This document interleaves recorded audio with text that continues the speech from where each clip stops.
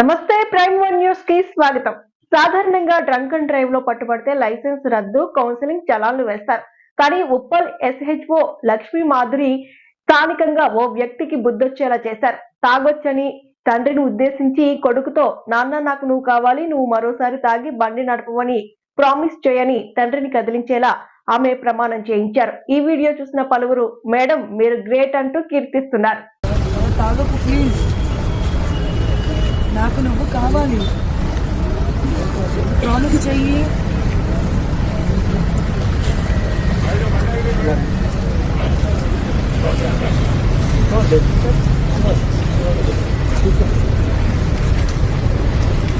Okay friends, అటుపడు happy happy, అటుపడు happy happy, వచ్చేది happy happy. Okay. Kamareddy excise police station పరిధిలో 71 కేసుల్లో పట్టుబడిన 7.98 కోట్ల గంజాయి ఆల్పుజోలం డైజోఫామ్ సోమవారం జక్రాన్పల్లి మండలం పడక్కల్ గ్రామంలో ప్రభుత్వ ఆమోదం పొందిన శ్రీ మెడికేర్ సర్వీసెస్ కెమికల్ ఫ్యాక్టరీలో కాల్చివేశారు. నిజామాబాద్ డిప్యూటీ కమిషనర్ డిస్పోజల్ అధికారి సోమిరెడ్డి ఇచ్చిన అనుమతుల మేరకు 71 కేసుల్లో పట్టుబడిన 1285.25 కేజీల గంజాయి, 32.585 కేజీల ఆల్పోజోలో, 71.845 కేజీల డైజోఫామ్, 114 గంజాయి మొక్కలు కాల్చివేశారు. ఈ గంజాయి డ్రగ్స్ ను కామారెడ్డి ఎక్సైజ్ సూపరింటెండెంట్ హనుమంతరావు పర్యవేక్షణలో దహనం చేశారు.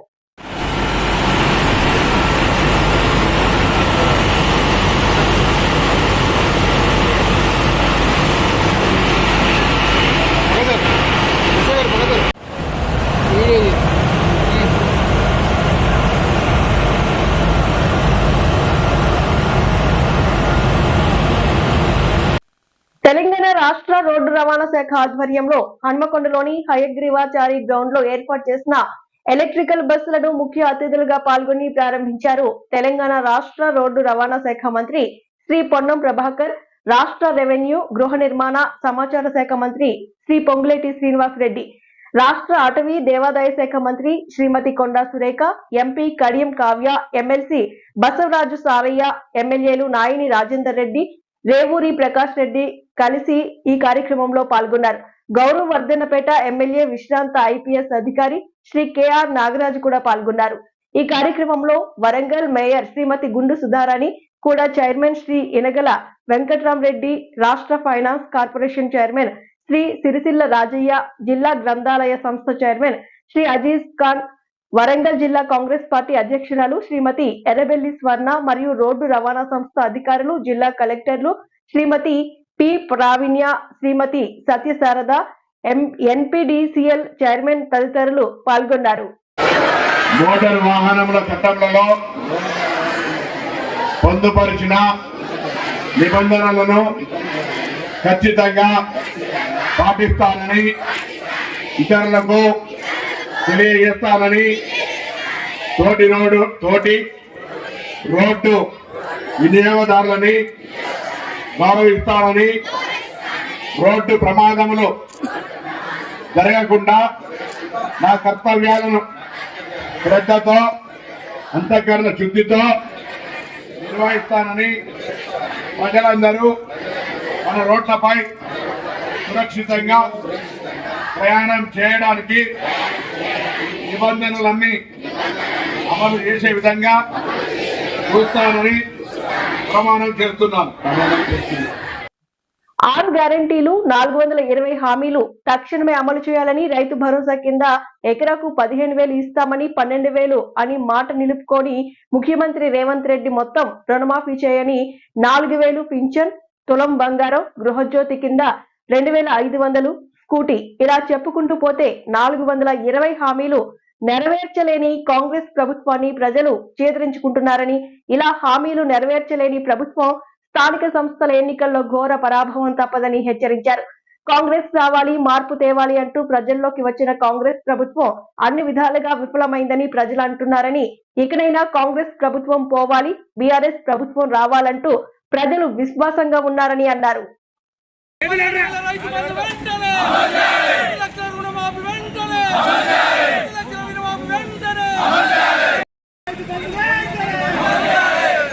రైతు బంధువులు వెంటనే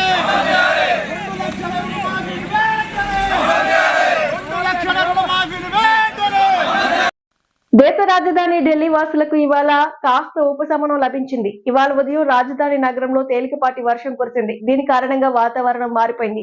మంచు నుంచి ఉపశమనం లభించింది. దీంతో విజిబిలిటీ సైతం మెరుగుపడింది. ఇవాళ ఉదయం ఢిల్లీ ఇందిరాగాంధీ ఎయిర్పోర్ట్ రన్వేపై విజిబిలిటీ 1000 మీటర్ల నుంచి 2000 మీటర్ల మధ్య ఉంది. ఈ కారణంగా విమాన కార్యకలాపాలకు ఎలాంటి ప్రభావం పడలేదు.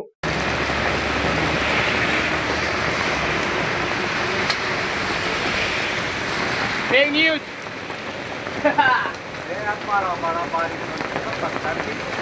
पत्थर गिर रहा पत्थर.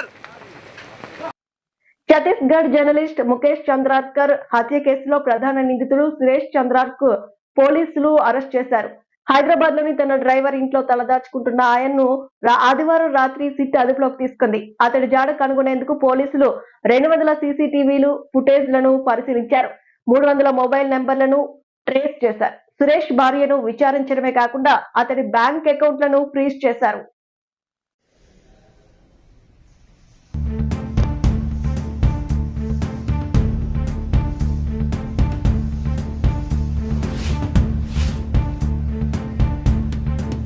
ఇటీవల కాలంలో చిరుత పులులు అడవులను వదిలి జనారణ్యంలోకి ప్రవేశిస్తున్నాయి. నిన్న మొన్నటి వరకు బయట మాత్రమే సంచరించే చిరుత పులులు ఇప్పుడు ఏకంగా ఇంట్లోకి వస్తూ ఉండడంతో జనాలు కలవరపడుతున్నారు.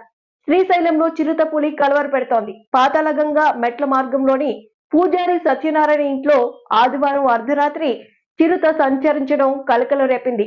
రాత్రి చిరుత ఇంట్లోకి వచ్చినట్టు సీసీ కెమెరాలో రికార్డైన దృశ్యాలను ఉదయాన్నే ఆయన చూసి పూజారి కుటుంబం షాక్ కు లోనైంది. కొద్ది రోజుల క్రితం శ్రీశైలం పరిసరాల్లో చిరుతపులి సంచరిస్తోందని స్థానికులు తెలిపారు.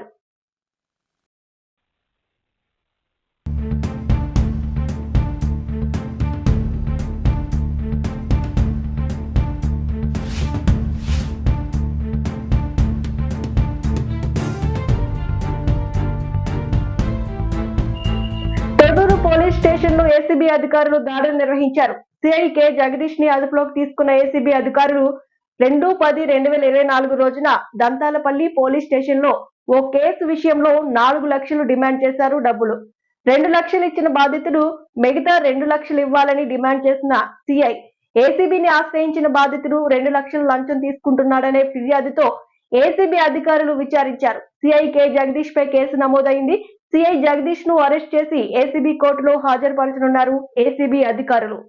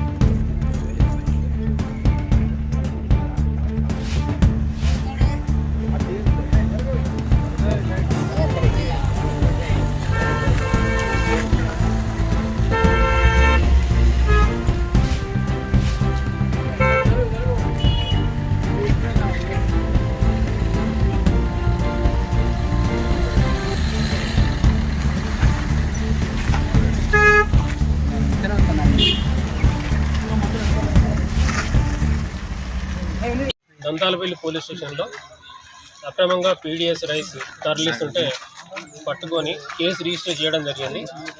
ఈ కేసులో ఖమ్మంకు చెందినటువంటి 5గురు, తర్వాత ఆసిఫాబాద్ జిల్లాకు చెందినటువంటి ఒక వ్యక్తికి మొత్తం 6గురు మీద కేసు నమోదు చేయడం జరిగింది. అయితే ఆసిఫాబాద్ సంబంధించిన వ్యక్తి సిఐ గారు పిలిపించి తనకు 5 లక్షల రూపాయలు ఇవ్వమని డబ్బులు డిమాండ్ చేసిండు. ఆ 5 లక్షల్లో 3వ తారీఖు నాడు 2 లక్షలు తీసుకున్నాడు.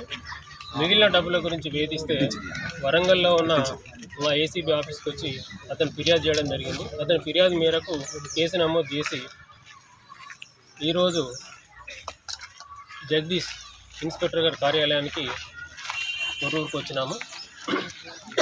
అతను డిమాండ్ చేసినటువంటి ఆడియో వీడియో క్లిప్పింగ్స్ అతనికి చూపెట్టి అతని ఆధీనంలోకి తీసుకొని అతన్ని విచారణ చేసినాము.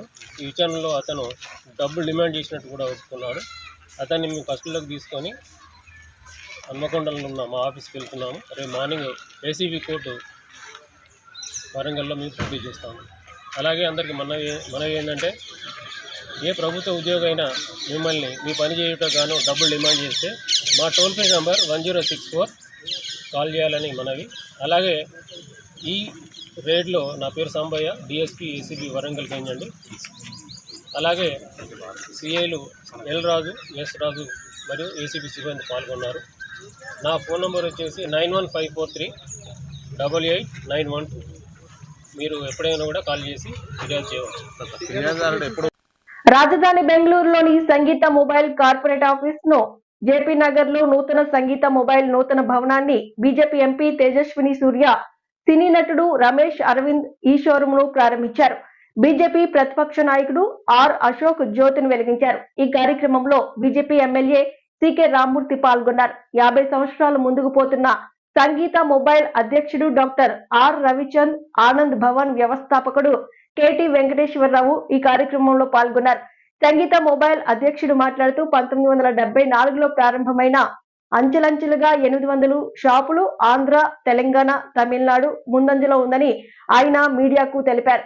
సినీ నటుడు రమేష్ అరవింద్ మాట్లాడుతూ ఈ షోరూమ్ లో ఈ టీవీలు, ఏసీలు, ల్యాప్టాప్లు, బైకులపై వెళ్లే వారికి యాక్సిడెంట్ జరిగిన ప్రాణాపాయం నుండి బయటపడేందుకు ఈ షోరూమ్ లో జాకెట్లు దొరుకుతాయని అందరూ సద్వినియోగం చేసుకోవాలని రమేష్ అరవింద్ మీడియాకు తెలిపారు.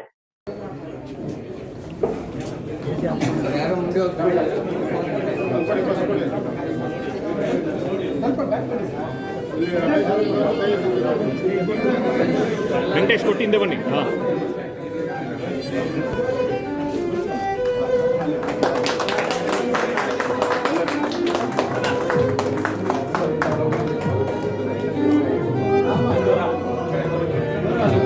ಕಾಲಕ್ಕೆ ತಕ್ಕಂತೆ ಬದಲಾಗ್ತಿರಲ್ಲ, ಅದು ಯಶಸ್ಸಿಗೆ ದೊಡ್ಡ ಕಾರಣ. ಅದು ನಾನು ಆಗಲೇ ಹೇಳಿದ ಗುಣಮಟ್ಟ, ಕ್ವಾಲಿಟಿ.